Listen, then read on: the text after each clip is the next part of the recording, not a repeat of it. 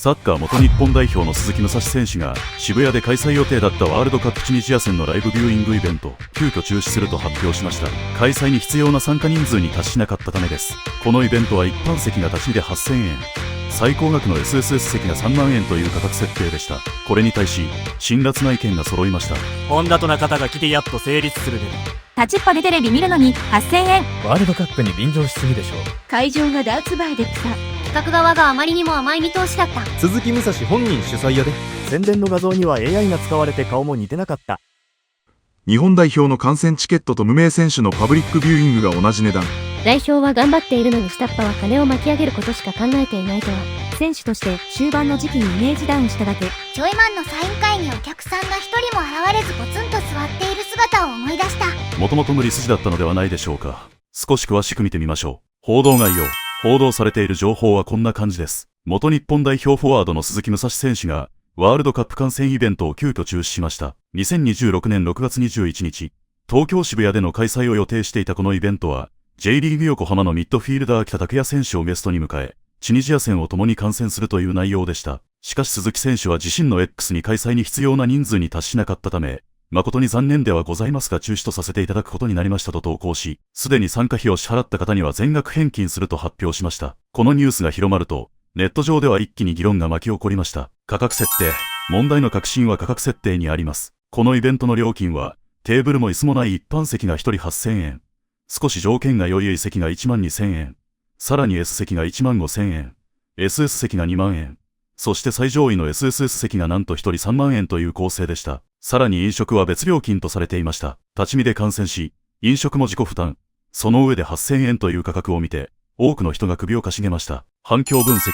ネット上のコメントは前述の通りです。整理すると、大きく3つの論点が浮かび上がりました。第一に、ゲストのネームバリューと価格が釣り合っていないという指摘です。本田と中田が来てやっと成立する値段というコメントが特に広まりました。カズ、俊介、中田秀俊、香川、長谷部といった名前が次々と挙げられ、そのクラスでなければ満単位の料金は難しいという声が多数を占めました。第2に、競合コンテンツの問題です。今回のワールドカップでは、現役 J1 選手が DAZN やテレビの解説に多数出演しており、無料あるいは月額サービスの範囲内で質の高い観戦体験が得られます。わざわざ渋谷まで足を運ぶ動機として弱かったという分析は的確です。第3に、告知の問題です。北選手のクラブサポーターにも十分に情報が届いていなかったという指摘がありました。価格試算。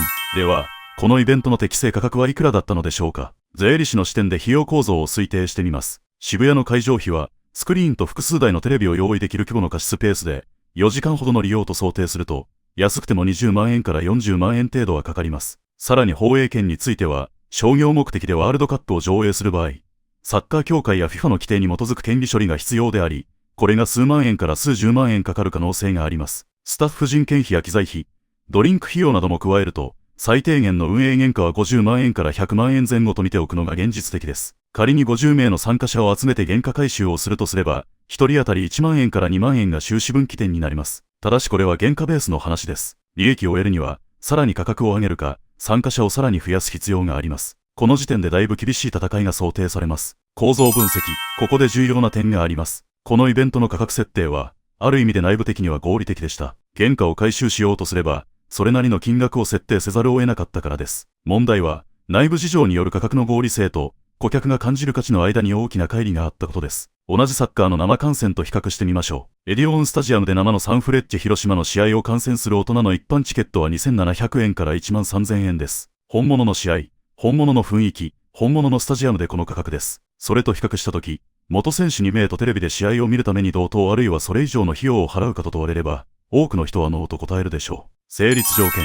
では、このビジネスモデルはそもそも成立しないのでしょうか。必ずしもそうではありません。成立させるためには、いくつかの条件が必要です。まず、来場者にとって大体不可能な体験を提供することです。単なる観戦ではなく、現役時代のエピソードトーク、サイン会、写真撮影、限定グッズといった付加価値を丁寧に積み上げることが求められます。次に、価格帯を下げて集客を優先することです。今回の原価構造を前提にするなら、1人2000円から3000円のドリンク込み形式で満員御礼を目指す方が現実的だったでしょう。さらに、ターゲットを絞った告知が必要です。渋谷という立地は集客力がある一方で、コアなサッカーファンが集まる場所ではありません。地元の栃木や北選手のサポーターが多い横浜周辺での開催の方が、集客効率は明らかに高かったでしょう。渋谷から離れれば場所代も抑えられますから、上記のチケット代でもペイしやすくなります。結論、今回の件は、コンテンツビジネスにおける普遍的な教訓を示しています。価格は、売り手の原価や希望ではなく、買い手が感じる価値によって決まります。スポーツ選手が、その知名度や経験を収益につなげようとすることは自然なことです。しかし、そのためには自分の市場価値を正確に把握することが不可欠です。今回のイベントが中止になったという事実は、鈴木武蔵選手への批判ではなく、企画設計の段階での市場調査が足りなかったことへの、市場からのフィードバックだったと言えるでしょう。さて、チュニジア戦は現地時間22時キックオフなんですね。日本での視聴は助かるけどスタジアム観戦の人はどうやって帰るのでしょうか。